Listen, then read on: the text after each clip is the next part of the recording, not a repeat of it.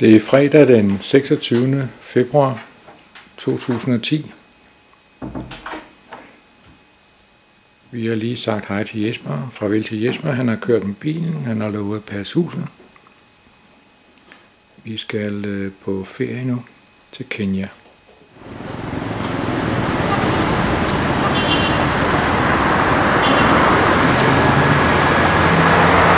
Vi er nu nået til vores hotel, Pan Afric. Og ja, faktisk har vi også haft 3 timer til at sove.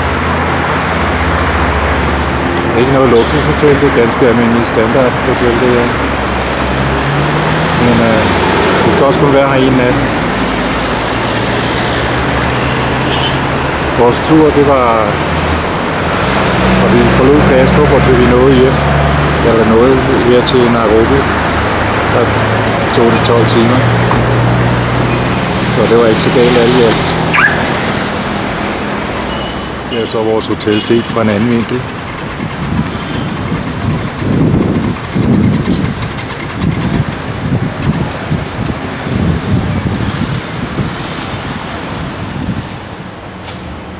Og nu er vi gået på bagsiden af hotellet og har fundet vej.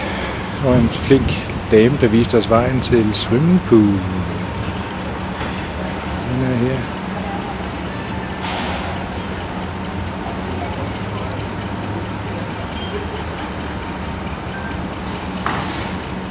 Lisbeth siger, at vandet er varmt. Nu må vi jo så se, om vi når at få prøvet det.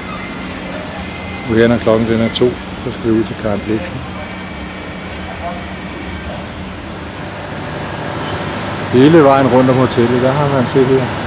Der er også vagter på alle etagerne. Så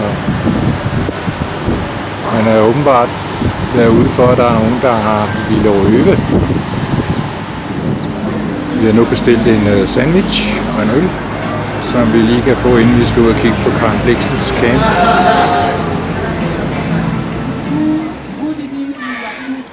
Vi blev hentet kl. 2-tiden og på hotellet, og så skulle vi hen på Karen Blixens museum. Her ser vi det udefra. Vi har fået en rundvisning derinde og set mange af de ting, som hun havde dengang. Og så er der også et bryllup her på stedet.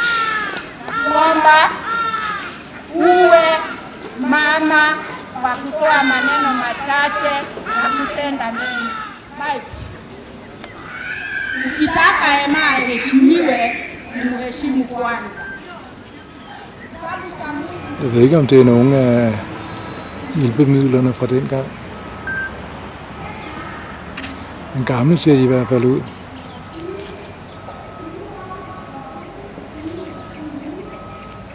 Dem kan man også finde derhjemme på noget landbrugsmuseum, tror jeg.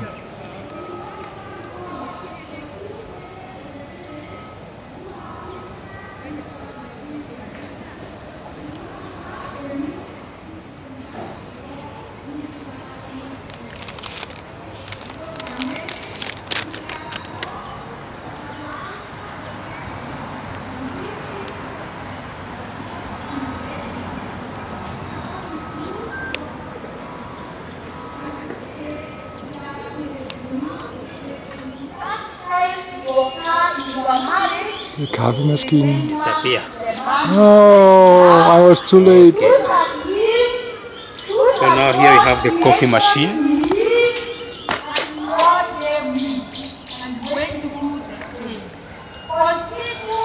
Denne venlige mand, han førte os rundt.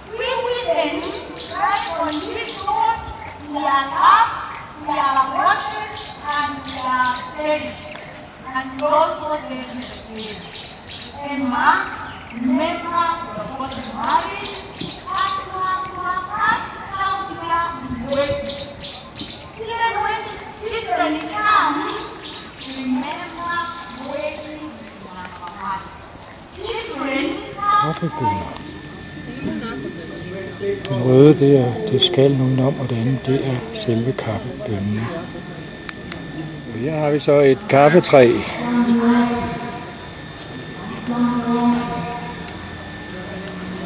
Som Karen Blixen forsøgte at tjene penge på.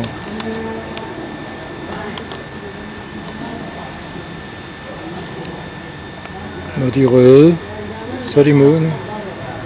Og så må man tage skallen af. Det er sådan en bil her, vi kører med fra Southern Cross Safaris. Da vi startede her kl. 2, der var taget også slået op, så man kunne egentlig rejse sig og kigge ud. Men da det begyndte at regne, så besluttede vi at få lukket det tag ned.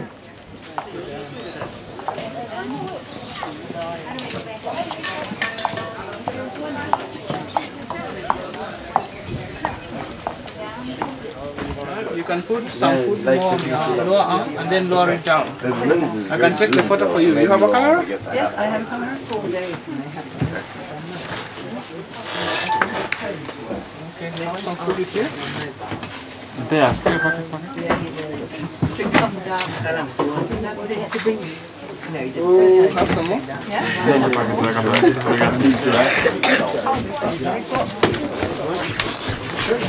You can get a hug from the giraffe when you feel like På Giraffecenteret, der har de også vildsvin. Kan få korrigere, at det er ikke nødvendigvis unge giraffer, de har fundet. Det er Rothschild-giraffer, som er næsten ude på 3 forskellige giraftyper, som vi lige har fået et strålende foredrag om. Det er altså en Rothschild-giraf. Man kan se det på, at den ikke har noget, den ikke har tegninger på underbenene, og så de meget flotte tegninger, den har på kroppen. Vildsvinene er kommet tættere på.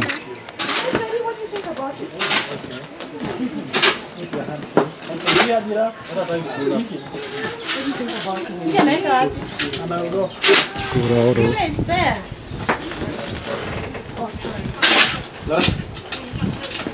Det er søndag, og vi blev samlet op af Pamfield kl. 8 om morgenen, og er nu kommet godt derudad. Klokken er nu 10. Vi stoppede her for at få en forfriskning ved det her sted, mens at Pamfield han tanker benzin.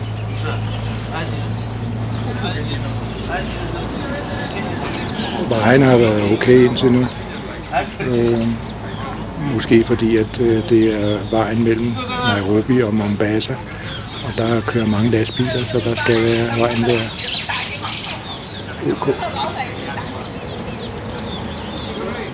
Klokken lidt over 12, der ankom vi her til Satao LRA. Det ser sådan ud her. Altså turen tog så kun de der 4 timer, men de sidste 8 kilometer, de tog til gengæld også en halv time. Det var virkelig med massagestole. Teltene, de er jo så bygget ind i de her huse, som er fordelt ned langs med her. Vi har fået hus nummer 3. Og her til højre for vores reception, der er så Kilimanjaro i min udgave. Vi påstår, at vi vil kunne se den enten om aftenen eller om morgenen, bare til den anden side og fra vores eget lille hus. Telt indgangspartiet her til receptionen, det er jo sådan næsten et lille kunstværk. Og det er så fuldt op, kan man sige, inde i receptionen ved, at det ser sådan ud. Ikke noget, jeg ville have stået den derhjemme, men så skal vi over her for at komme over og spise vores frokost. Og det her, det er så udsigten fra terrassen, altså restaurantens terrasse.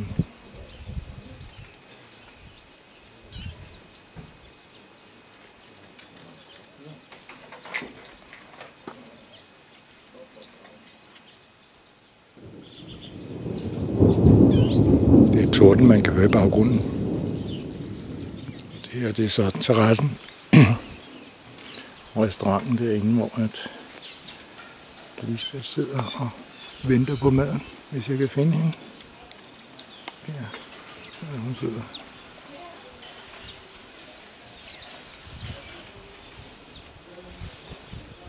Det er en sådan 3-retters menu. Vi har frabedt os.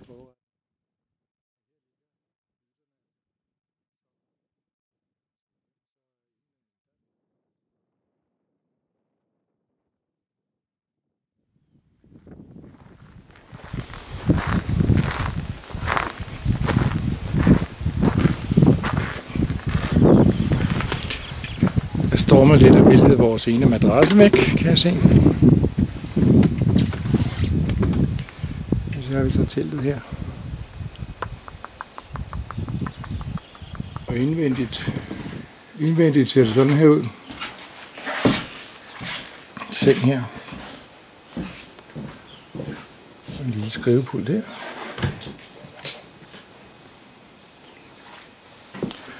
Og herude har vi badefacilitterne. Brusebad her. Håndvask. Og sådan her ser det ud set fra Lisbeths del af sengen. Der røg sig med. Det blæser godt.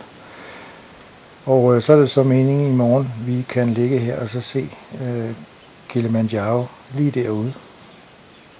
Med sne på toppen forhåbentlig. Klokken er ved 4, vi skal til og på en game drive. Så se om vi kan finde nogle vilde dyr her i nærområdet.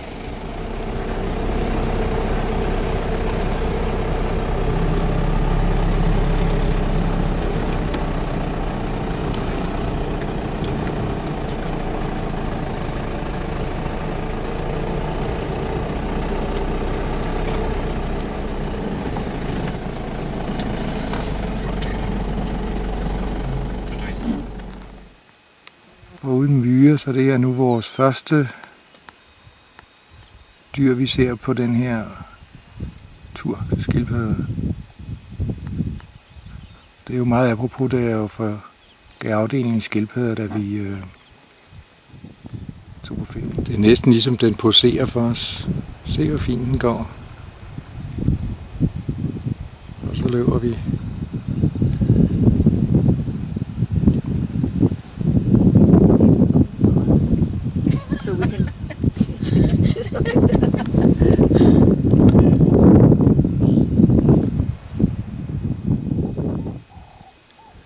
Og husk den lange blå tunge.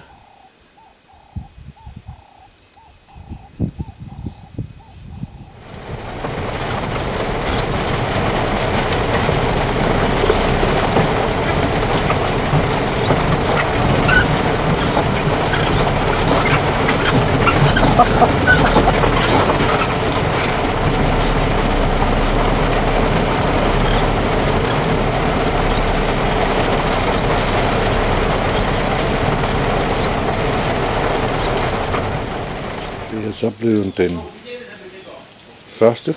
marts, det er mandag. Det regner og har regnet det meste af natten. Og vi skal på en heldags udflugt ned til selve Amboseli National Park. Og hvis det bliver ved med at regne, så ved jeg ikke, hvor meget fornøjelse der bliver det. Så dyrene vil gå hjem. Efter en noget skøjtebanevej, så er vi nået til Amboseli Nationalpark. Her er der også nogle elefanter herude.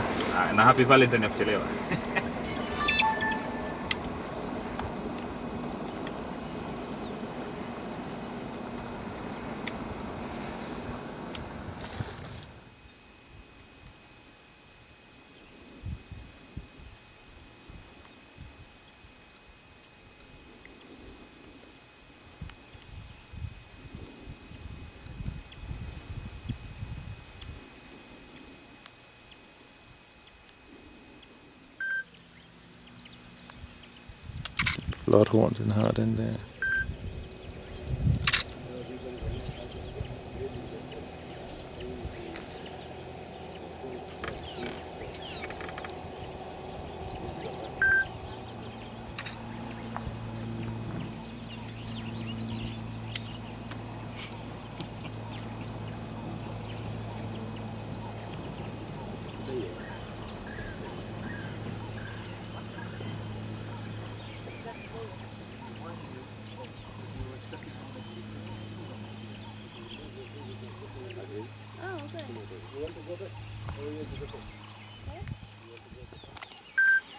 Og så rendte vi ind i nogle zebraer.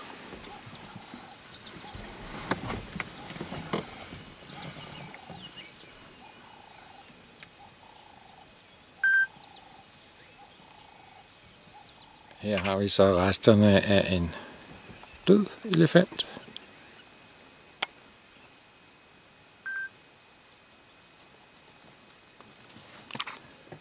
Så er der heldigvis en levende her.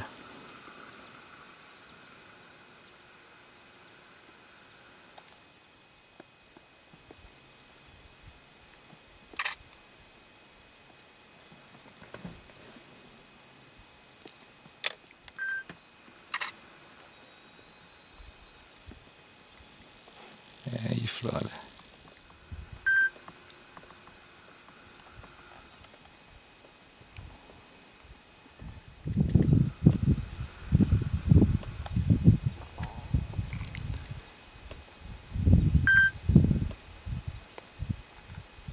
Kronetraner.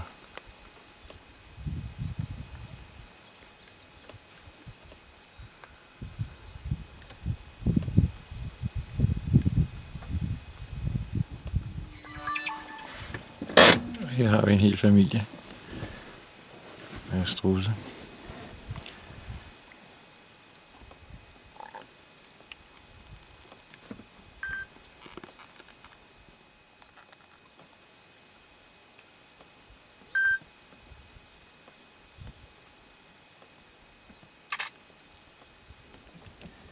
Her har vi en marabou-stork.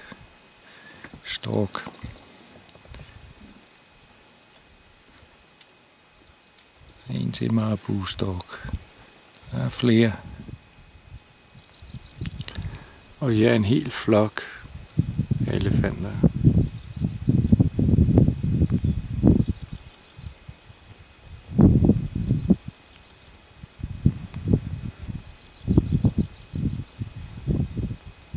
Så rendte vi ind i nogle bøfler.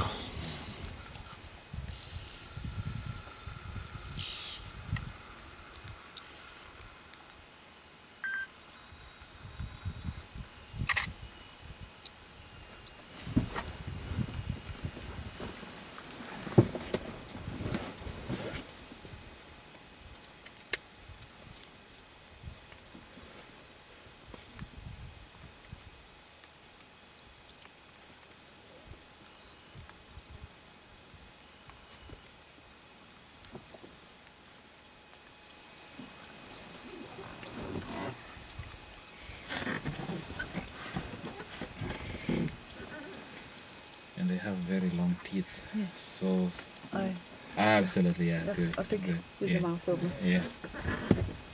So that's how they fight or intimidate one another. And sometimes you can Jeg havde en diskussion med vores guide. Er den blå eller er den grå? Jeg synes den er blå, men han siger den er grå. Den hedder den grå hejre. Her har vi igen nogle bøfler.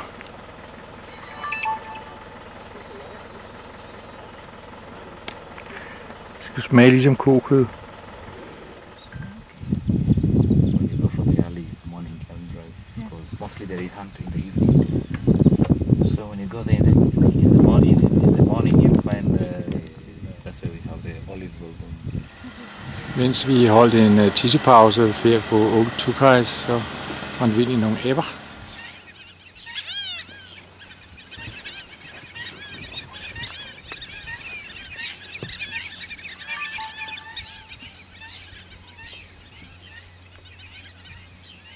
Flamingo. Yeah, and that one is still young. That's why the beak is that color. Down. And they are Down. hot. Yes. Og her har vi så en hyæne, der ligger og slapper af og hviler sig. Og så rendte vi ind i en ene alene knu. Der står her helt alene. De plejer altså at være i store flokke.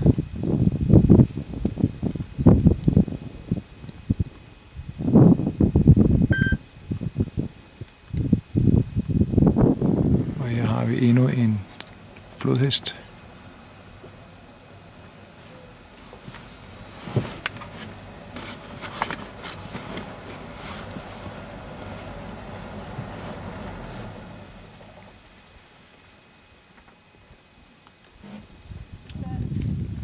No, you can just follow the stairs, eh? Yeah.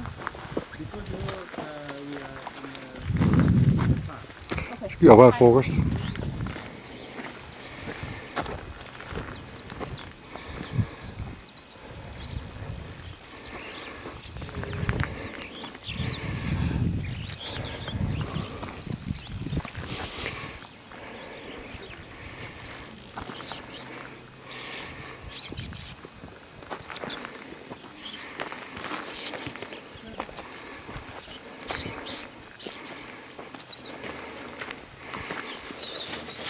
Just like Superman.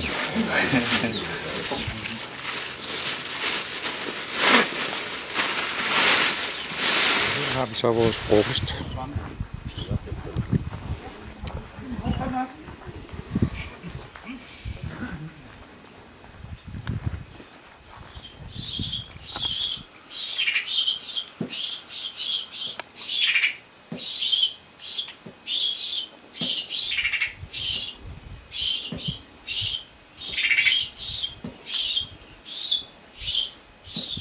Mens vi står op, så ser vi pludselig, at flodhesten den har der en baby.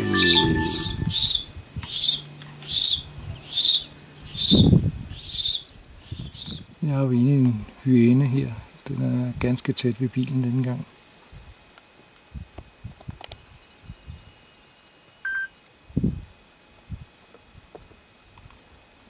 Vores guide siger, at det er et dejligt dyr, fordi det rydder op, æder alt det, de andre ikke vil have. Det er 5:30, der skal vi på en sundowner på campen, eller på, det hedder vel campen. Klokken er nu 5:30, så vi skal på en sundowner. En vandretur her i lejren, i området, hvor vi så skal se solen. Vi er nu gået herud, hvor at de har tændt sådan en bål for os, og så bliver vi placeret her. Sådan. Og så ved jeg ikke, hvad vi skal lave. Men her er der så bilen, og her har vi Kilimanjaro.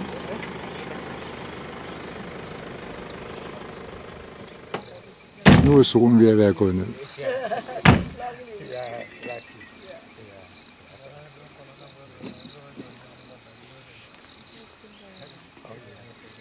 Det var meget stemningsfuldt med champagne. Det er nu blevet tirsdag, og det er den 2. marts. Klokken er 6:30. Vi skal på sådan en morgenvandring, tror jeg det bliver. Nu må vi se. Nu står solen snart op.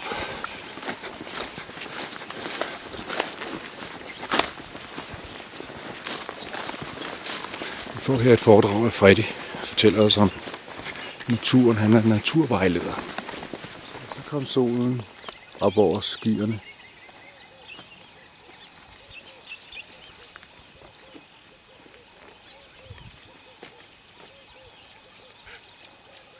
Det lyser ikke så varmt endnu. Som I kan se, så er akacietræet altså meget dominerende under en eller anden form. Paraplyakacien, der er viskerakacien, og der er sgu mange former for akacier.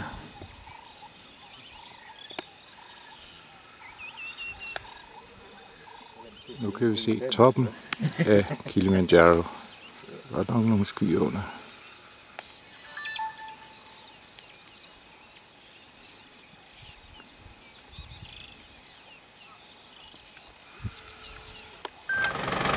Vi forlod vores camp der lidt over 9, og nu klokken 11:30. De sidste 70 km har vi kørt i konvoj med eskorte, fordi de påstår, at der er nogle banditter. Så i første, midterste og sidste vogn, der har været bevæbnede vagter. Nu er vi i Tsavo Vest. Her kan vi se lavaen, som har det er et meget andet landskab, end vi tidligere har set, må man sige.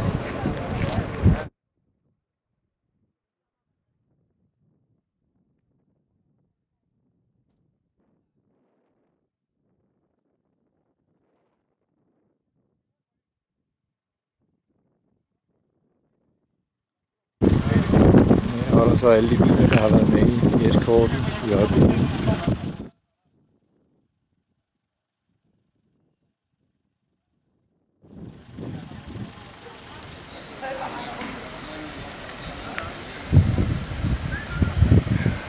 Så er vi så kommet til Tsavo West National Park.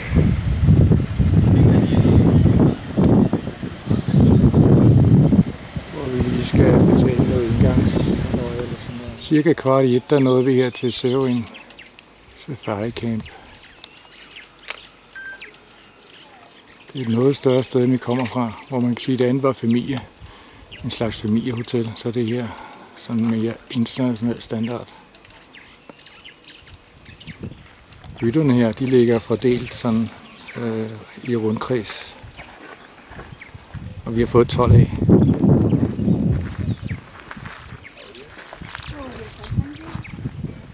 Det kan se noget drabeligt ud, det her.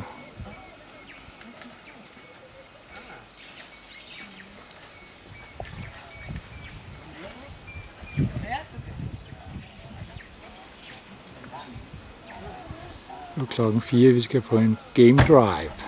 Så en kvindelig giraf. Masser af giraf. Læg mærke til, at den har ikke nogen. Har kun lige de der horn, men den skulle have en i midten, hvis det er en mand. Det har den ikke.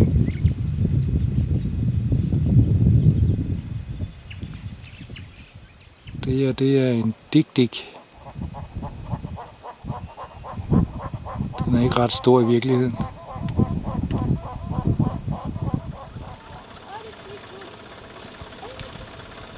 Der må vi gå tur.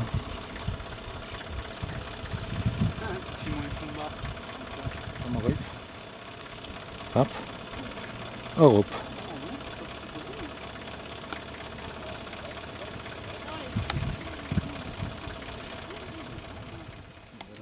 Baby down there on the hill. Going. Even the other one up there has a baby. Okay, yes. Yes.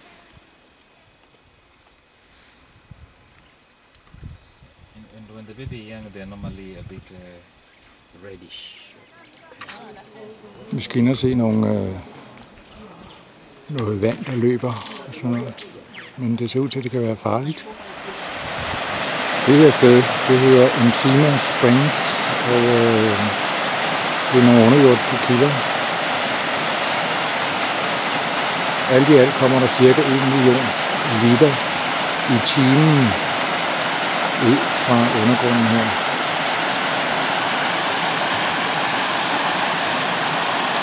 Men der kommer altså også krokodiller.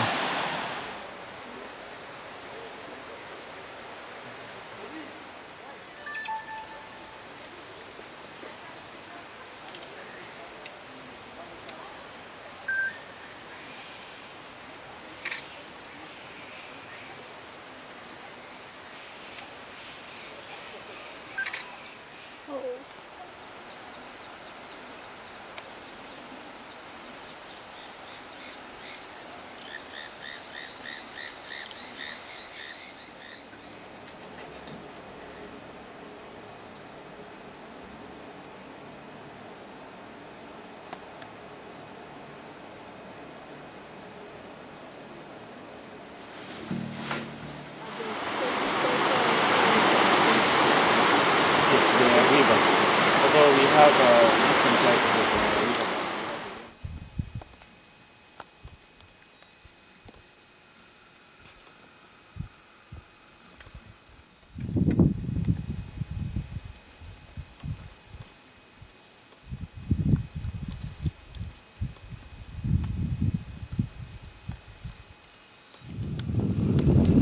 Det er så en oryx antelope.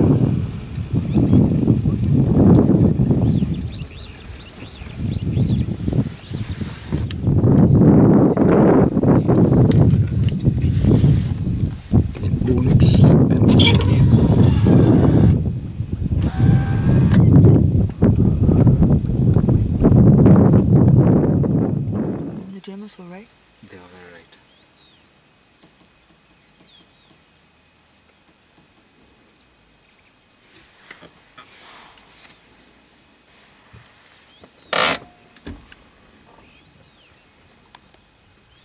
Det er vandbukke. Det er så vores camp her. Eller vores telt. Hvis man kan kalde det et telt, men der er altså et telt nede under det her tag.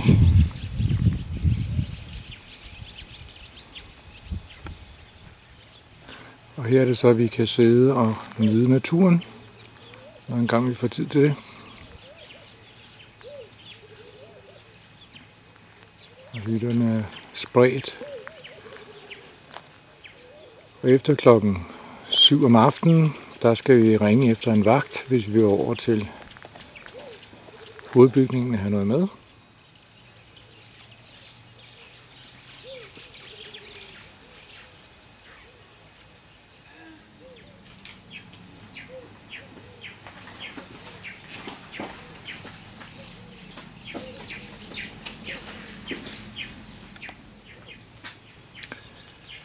Man kan da ikke komme ud om, at det ser udmærket ud. Så er det bruserne.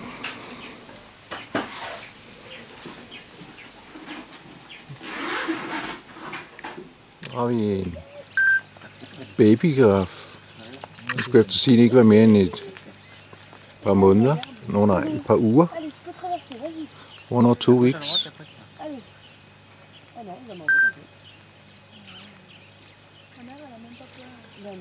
Og en zebra i baggrunden. Hvor pokker moren henne?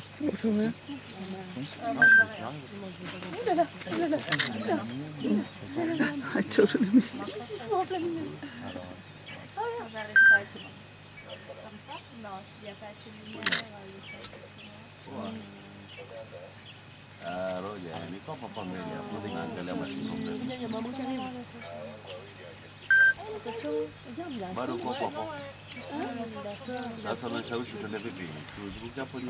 Nu kommer mor. Der har vi mor.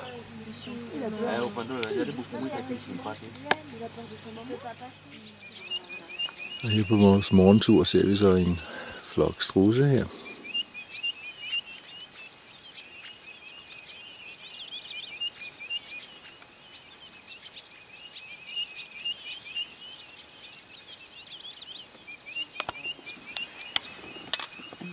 Could it be the father down there? Probably.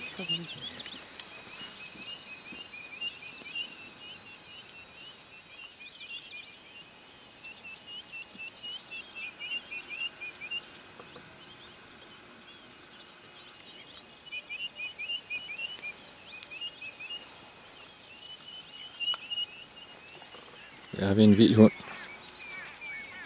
Det var han ikke meget begejstret for. En hel flok, der er her.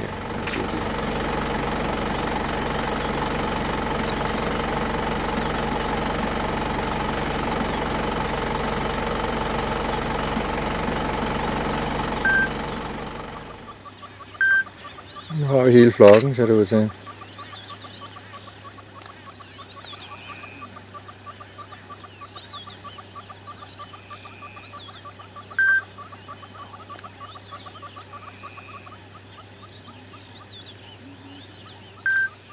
Penfield siger, at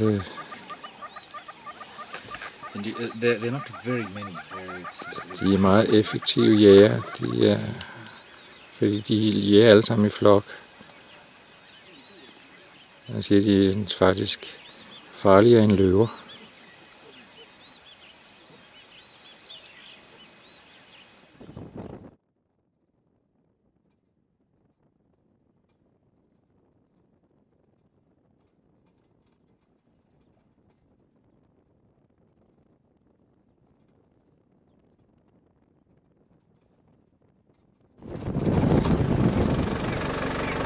Dette, det er en kudu. De er meget sky.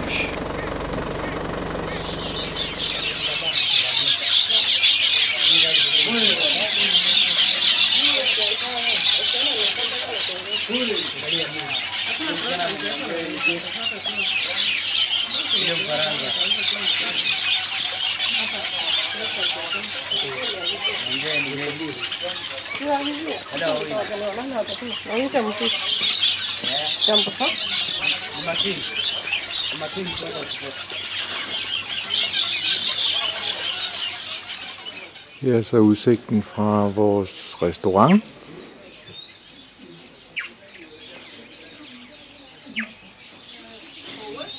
Ja. Ja.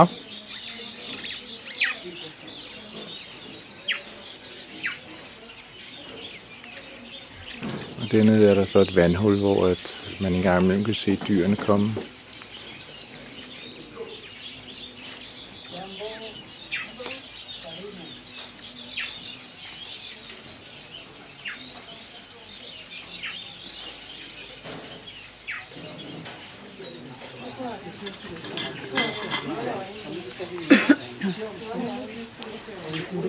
Det er egentlig ikke så langt, vi må gå, når vi skal være ærlige.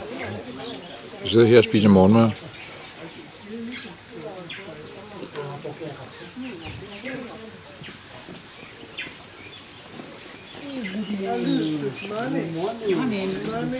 Her har de også det der sjove farvede fireben, som de også havde i Amboseli.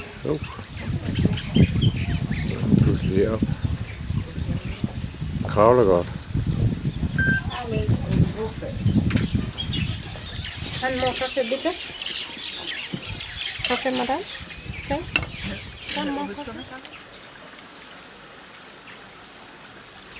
Vi er nu gået ned og ved swimmingpoolområdet. Derovre der er der noget spa, man kan komme ind og få massage, hvis man har lyst. Det er altså en dejlig lille swimmingpool her.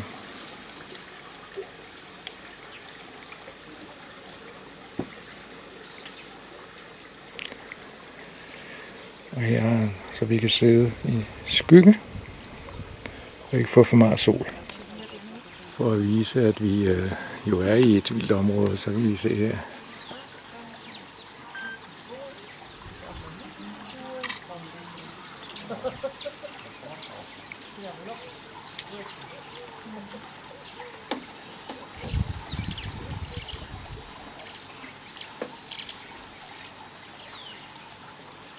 Der er familien. Noget af den her.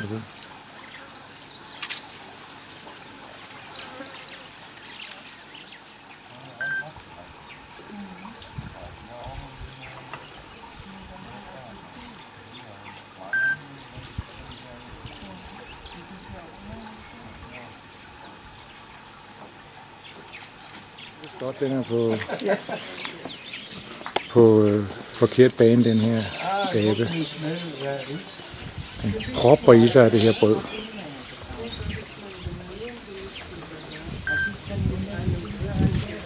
Man kan godt se, at den ved godt, at den skal passe lidt på.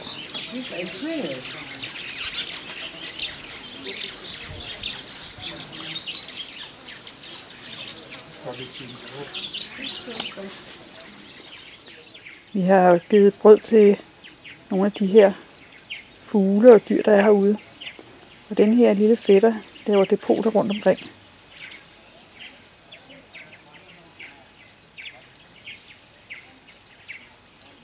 Henter brødet og graver ned flere forskellige steder.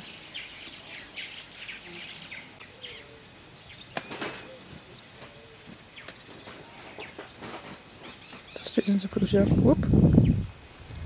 Jeg er ved et par impalaer. De er lidt sky.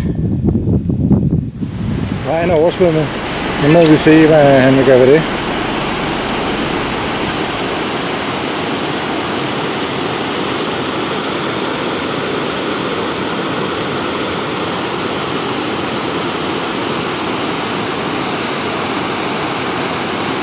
I været i Australien, hvor han jo bare kørte ud i det.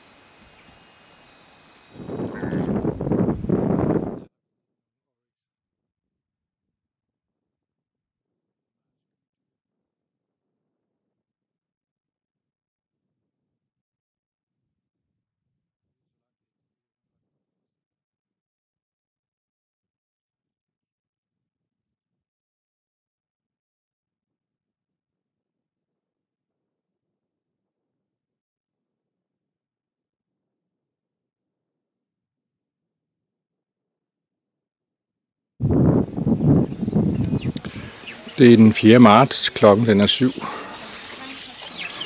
Vi sidder i restauranten og er ved at få lidt morgenmad. Desværre har Lisbeth fået noget kvalme. Så hun er ikke helt på toppen, men hun sidder der og forsøger at få lidt ned. Vi forlader nu Tsavo West og skal til Tsavo East. Lidt over 12, der nåede vi frem til Satao Camp her i Tsavo East. Det er lidt mere primitivt. Jeg måtte spise frokost alene, da Lisbeth stadig var helt på bemærkerne.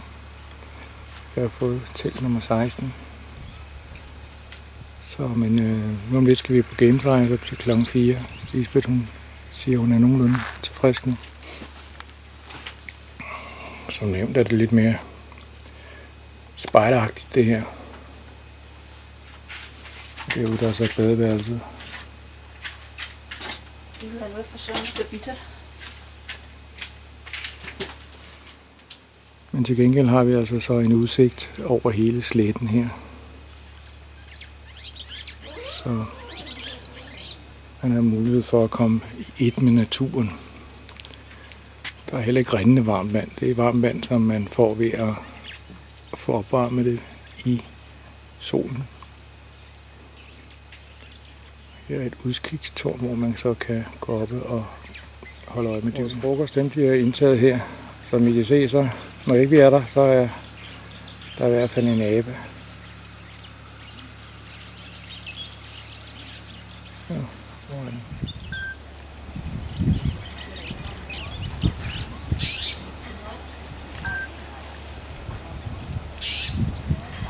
De er vist blevet tostige, de små der. Det er så en oversigt over kranier til de forskellige dyr.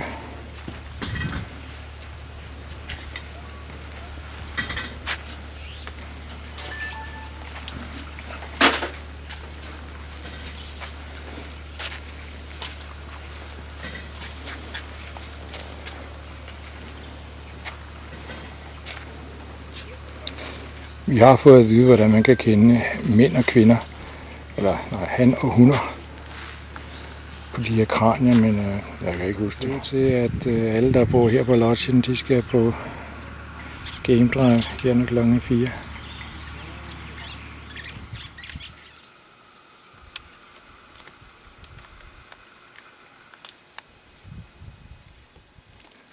De her, de hedder ground hornbills.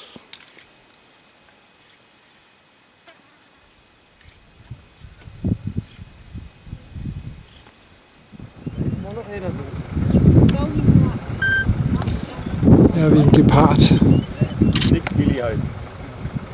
Og et nur.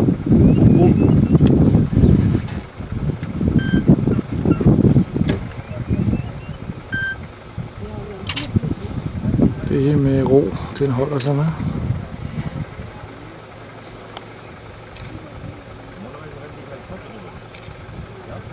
Da bleibt er stehen, das ist wie wenn er sich... Braucht noch dahinter war ein zweiter. Siehst nichts.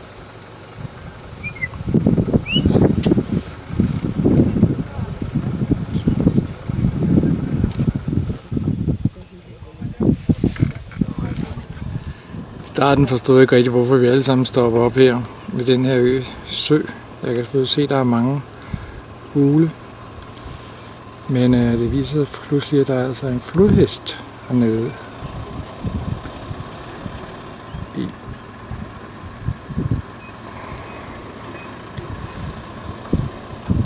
Det må være cirka her, den skal være.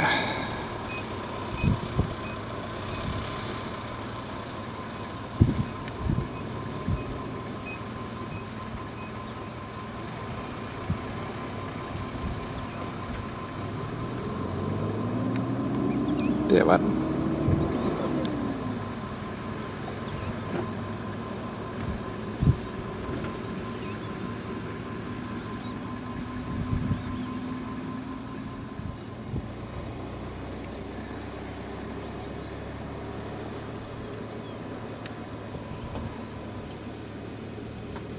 Det er næsten ud som om der er flere end en.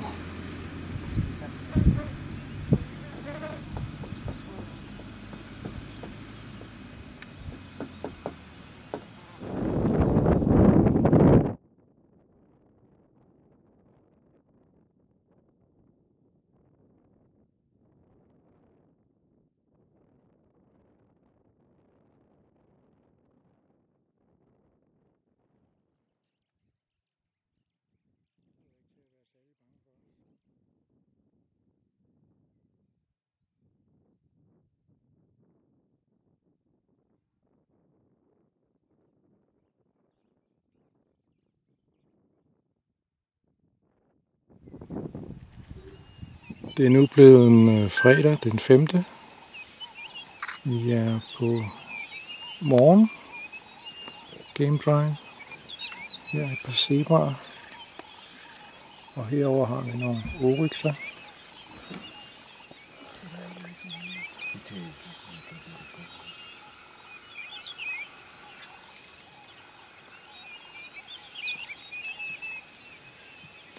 De vifter rigtig med ørerne.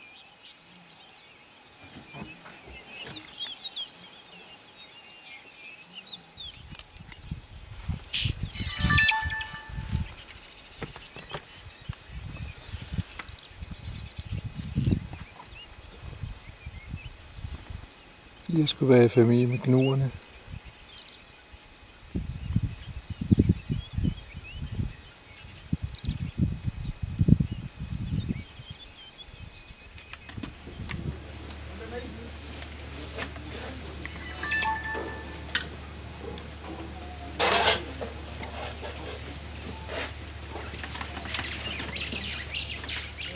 Vi sidder her i lodgens udkigstårn for at kigge lidt på de dyr, som kommer ned og anvender det vandhul, som der er her ved lodgen.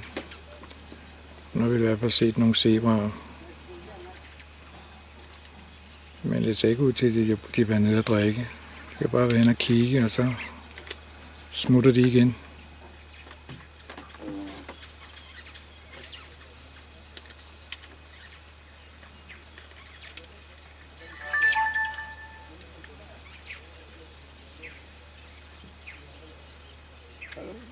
Men de er meget på vagt og meget nervøse. Så er det waterbox, som er blevet en tørsten.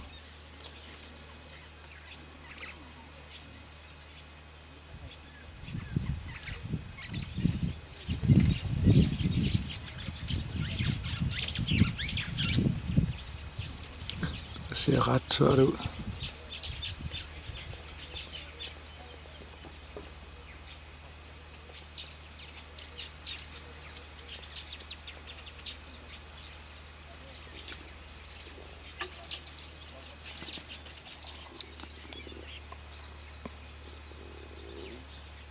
Det kunne se ud som om det ene dyr afløser det andet. Ja.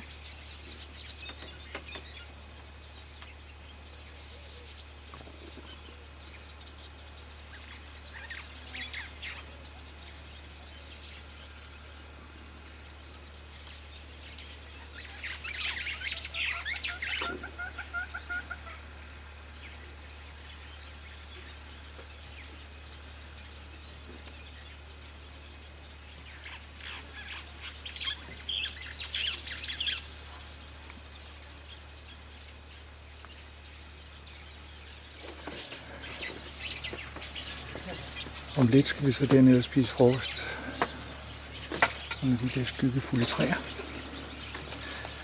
Men stadigvæk med udsigt til vandhullet og dyrene.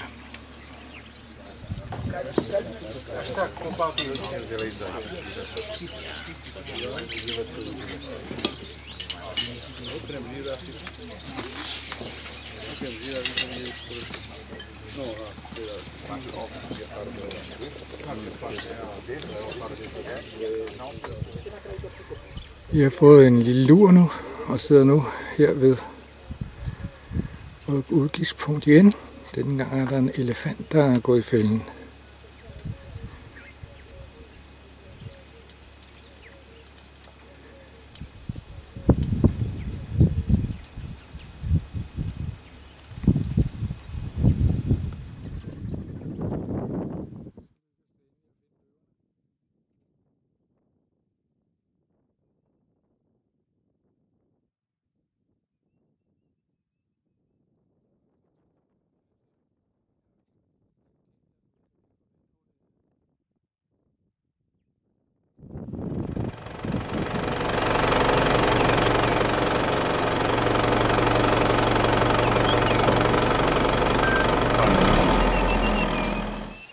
når vi har set mange elefanter, så synes jeg lige, vi skal have dem her også.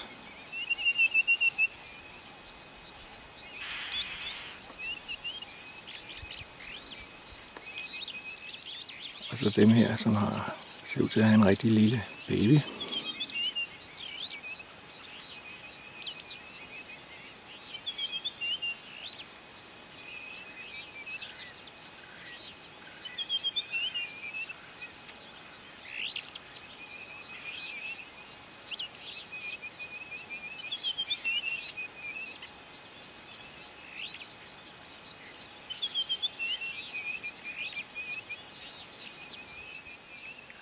Det her, det er en somalistrus. Læg mærke til, at den har blå ben i forhold til de, vi tidligere har set.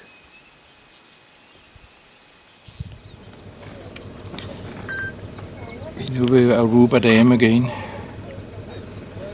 Herude, der har vi så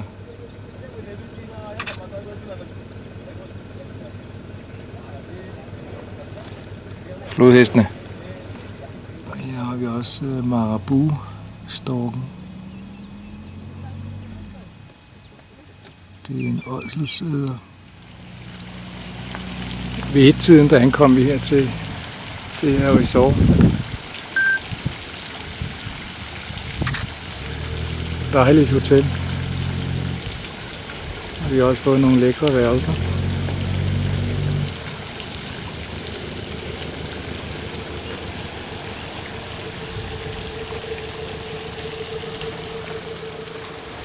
Og så herinde vi bor i den der hytte.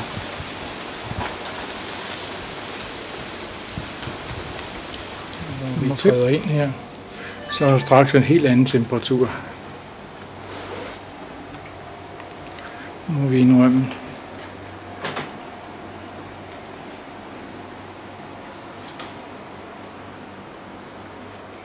Badeværelset her er også meget pænt. Det er så stort, så vi kan stå og tage bad begge to.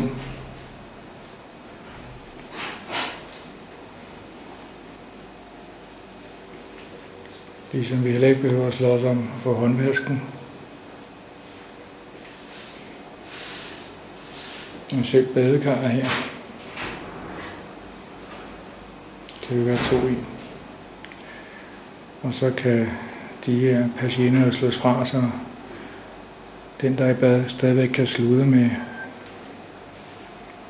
den anden derinde her på vores terrasse. Så udsigten over det Indiske Ocean.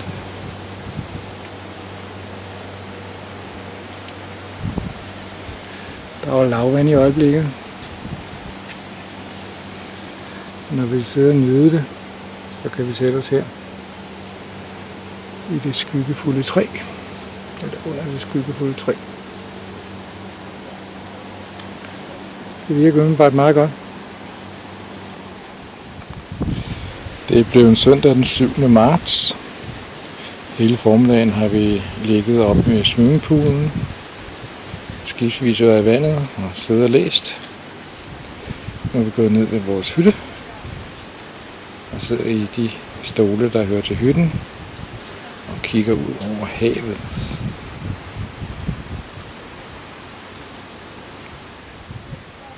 Der er i øjeblikket lavvandet, så man kan faktisk gå helt ud til revet.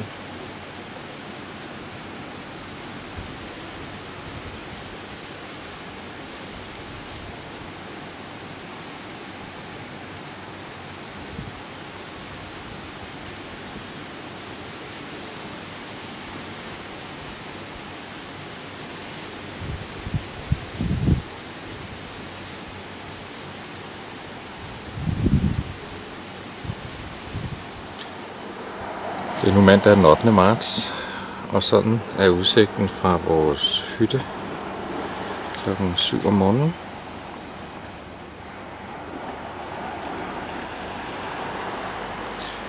Hvor der er lidt mere højvande. Det er blevet til onsdag. Onsdag den 10. marts. Vi skal på tur. Og vi skal se nogle Caves.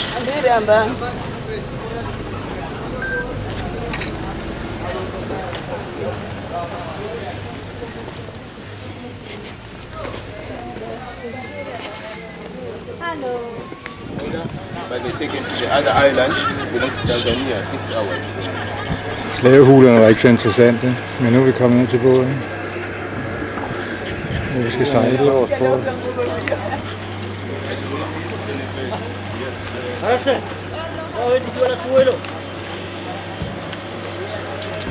En af guiderne, vi bildte os ind, det var den der båd. Så de har humor nok. Det er nogle både, der sejler fragt mellem Tanzania og Kenya.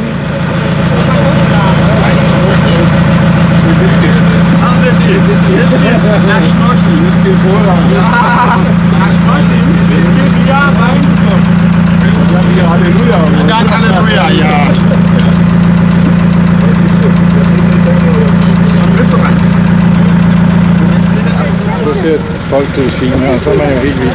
Men det gør mig jo kun om, når du ser ved. Der var ingen der.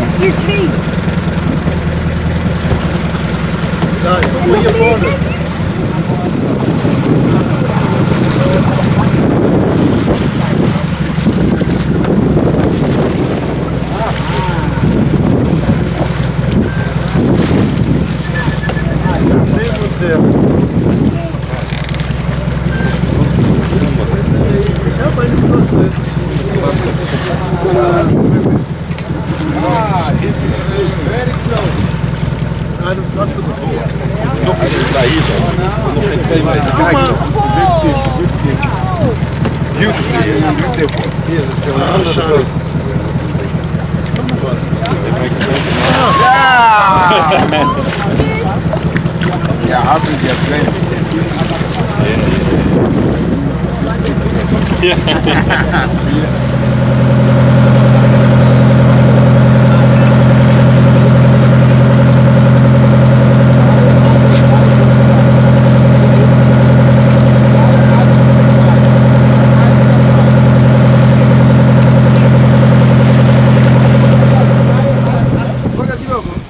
Lisbeth har taget udstyret på, hun er lidt i tvivl. Der er jo lidt dybt vand, så hun ikke havde det. Mama, for the first time, big step. Yeah. Good. And you had a hot job.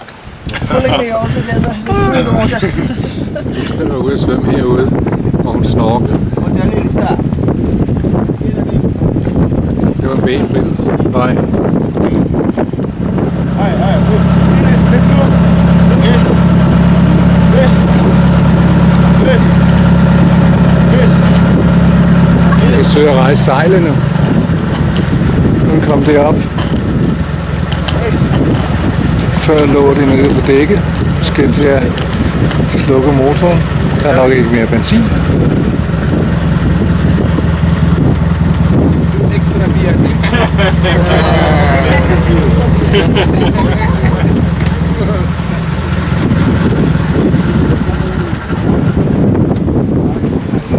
Tosha hapo. Tia kitu ndani kile. Haya. Tosha.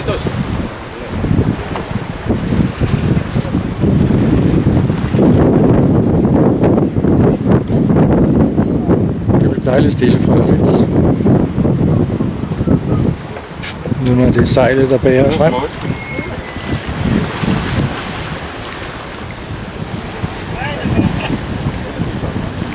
Det er en helt anden måde at sejle på her nu, når vi er gået over til sejlet. Motoren er slukket.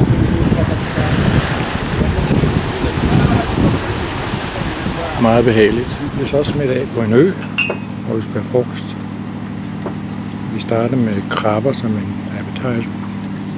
Lisbeth har så bestilt kylling. De fleste andre har så også andre bestilt med fisk.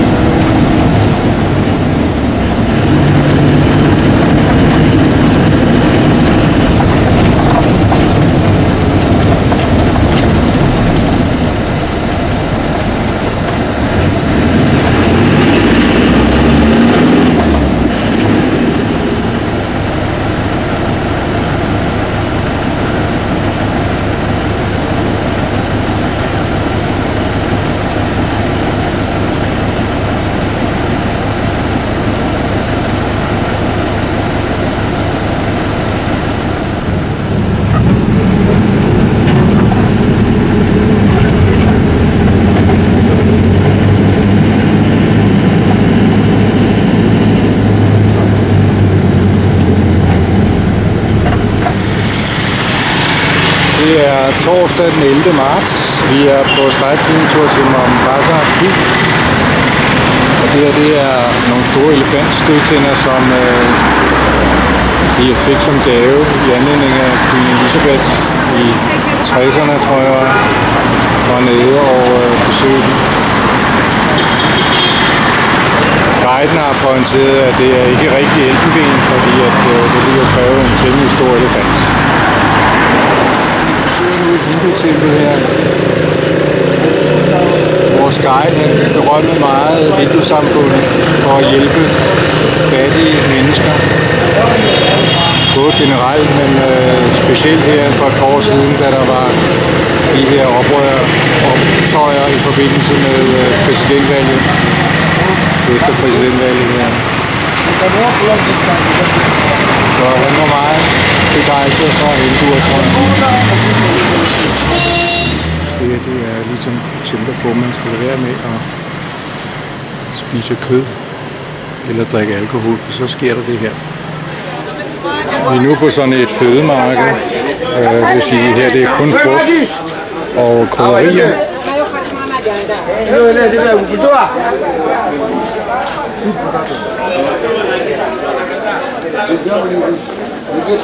Jeg havde også meget mod de her street boys, som sælger varer meget billigt. Det vil sige, det er bare gamle varer.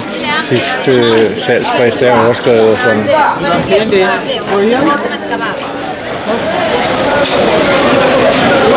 Så slagter vi.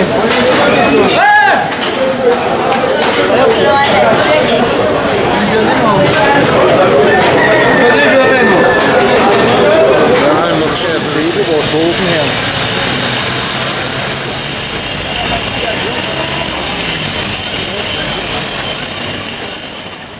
Nu er vi så på et træskæreri, hvor vi lige har fået lidt at vide om de forskellige træsorter, de bruger, og så om at man skærer dem her.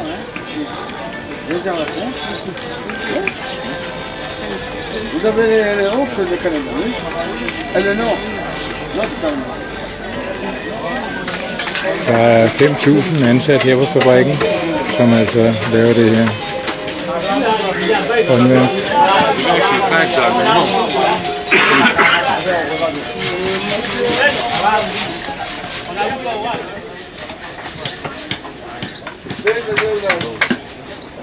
Og så her i showroomet, der kan man så simpelthen se alt, hvad de har produceret, de her 5.000 ansatte.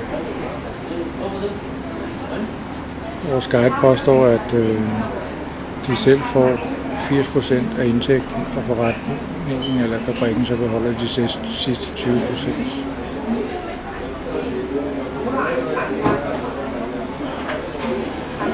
En af de store giraffer her koster 8.000 kroner.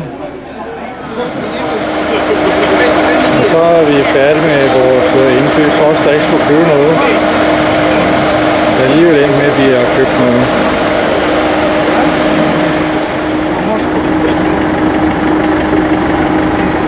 You also have your guest brushes.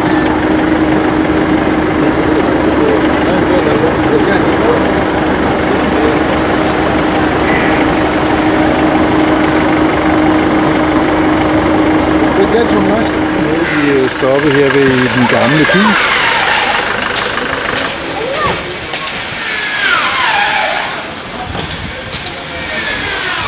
Så er vi, fordi vi skal ind og besøge den gamle havn.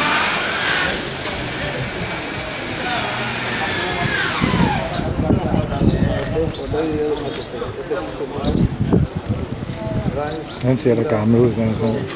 Det passer da meget godt til den gamle havn.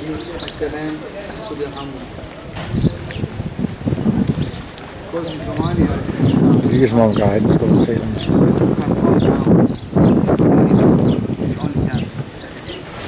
Og her har vi så Fort Jesus.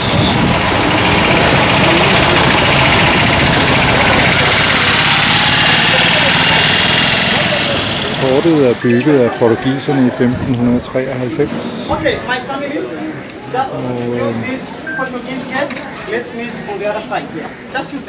nu skal vi ind og kigge på det. Og her kunne portugiserne så skyde ud. havde overblik over, hvad der kom af skibe i havnen. Og så lige plaffe dem ned.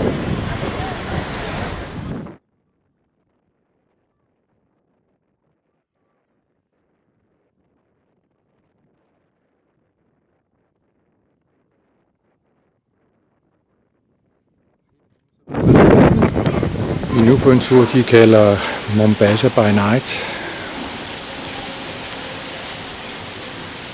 Og chaufføren har kørt som et død og helvede for at nå her til klokken 6, men vi er her. Nu må vi se, hvad vi skal se lave.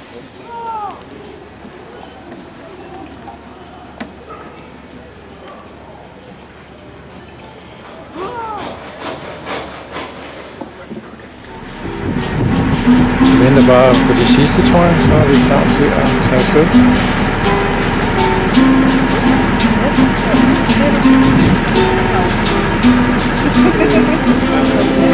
Så lykkedes det at få fyldt båden. Så burde der være base, hvor vi skal komme afsted.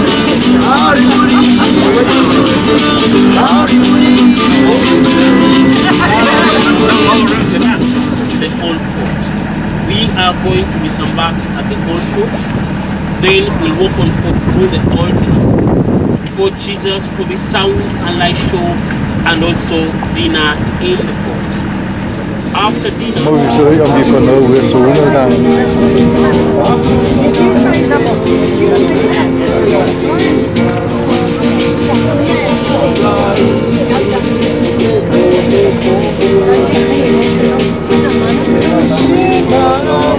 De lokale kan lege lidt. Nogle svømmer. Andre spiller fodbold.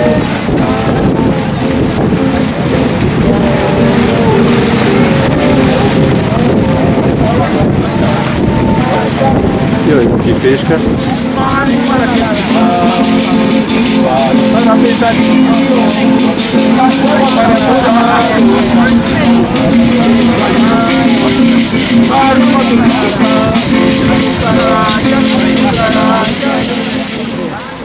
Så er vi tilbage på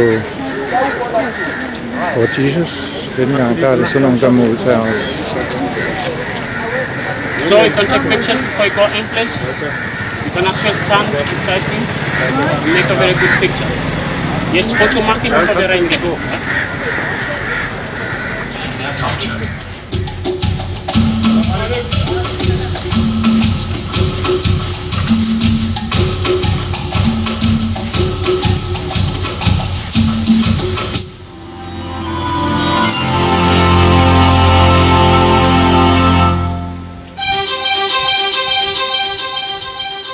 In 1497, Vasco da Gama, under the patronage of the King of Portugal, weighed anchor set out once more to try and turn this dream into a reality. He set off with 4 small ships and 300 men, and after many months of hardship, adverse weather and shipboard disasters, sailed round what is now known as the Cape. He was welcomed.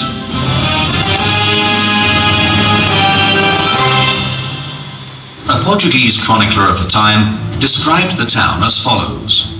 It is a town of great trade in goods, and has a good port where there are always many ships. The outline of the fort, conforming to the principles of the 16th century defensive architecture, was laid out by an Italian, João Battista Cairato. He had previously worked on the fortifications at Milan and Malta, and was the chief architect in India for Portuguese possessions. 7 churches were built. Priests came to attempt conversion of the local people, and the Sultan of Malindi was brought south to become Sultan of both Malindi and Mombasa. An era of judgment on the part of the Portuguese, since the people...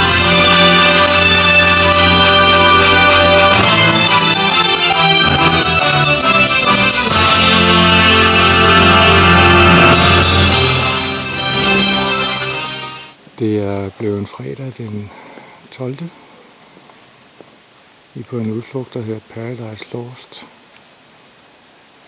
Det er herude i intetheden, vi skal være.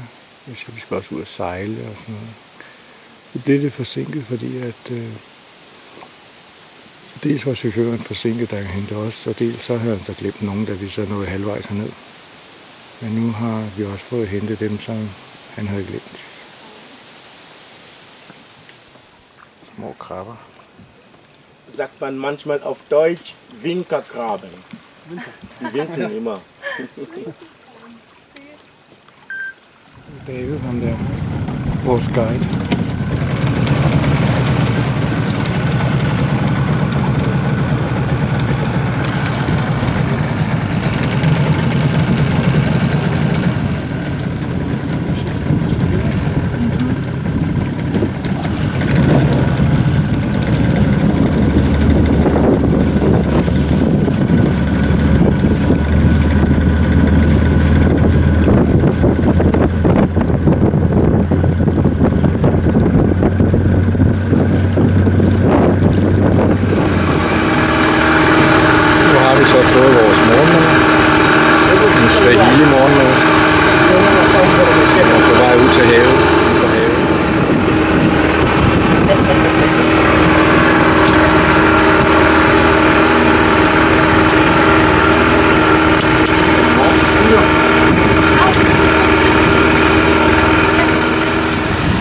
Og her ved denne her sandbanke, der ser vi sørme Lisbeth i vandet.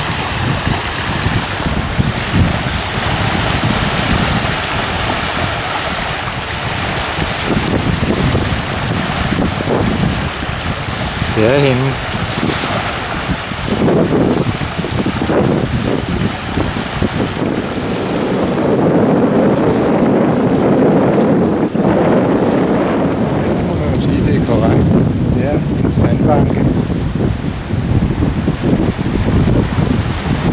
Som i øjeblikket er tilgængelig. Det er over det Fuji Island. Den ø, den er større end Mombasa-øen.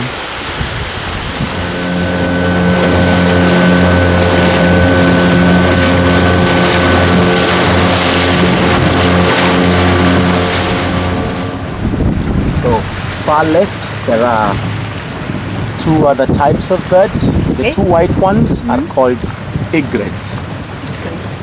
And the one on the right is a black-headed heron.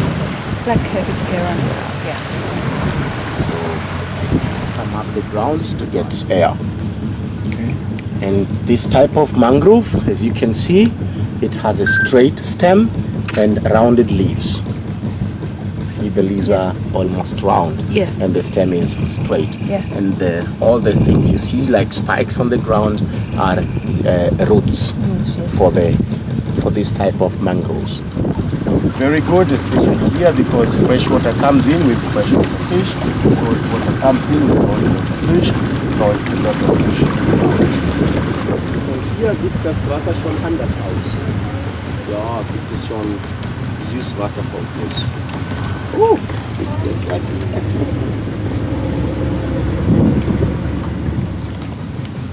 Vi kan prøve at tegle med lidt snævere plads. Jeg går ikke ud fra, at han forventer, at vi kan komme igennem det.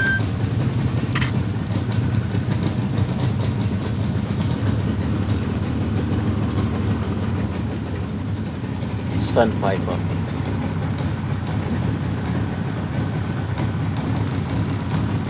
Sandpiper.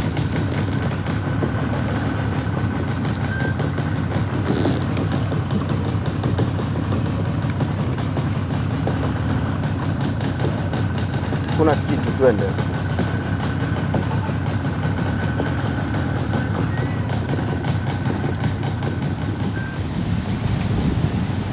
Ungesongea mbele alafu utagandamia.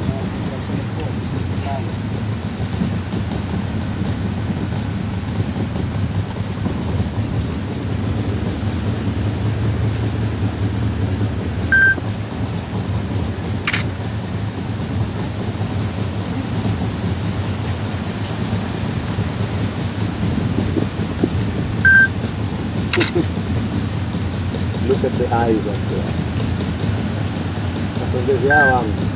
Nasongea hivyo.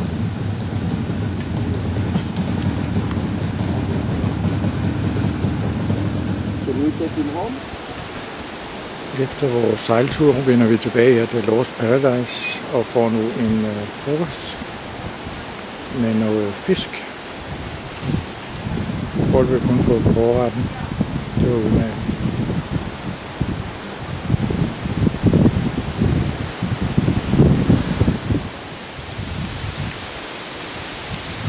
Der er sket noget med trappen og området her, siden vi var her i morges. Vandstanden den er steget 3 meter, og den stiger stadig. Så vi må forvente, at ved aftentid så er vandstanden helt heroppe. Så er det blevet lørdag den 13. marts. Og det er tid for at rejse hjem. Klokken er 9:15. Vi er nu ved at fordele vores ting i kufferterne, så de ikke vejer for meget hver især. Mens vi venter på, at de 4 timer skal gå, er vi gået hen op på vores favoritsted, når vi har startet af her på hotellet. Her må ikke komme børn. Så det er stille og roligt. Meget dejligt. Det er 4 timer til at gå her. Og i forbindelse med det her sted, der er det, og der er massage, og man kan få en bruser og så videre.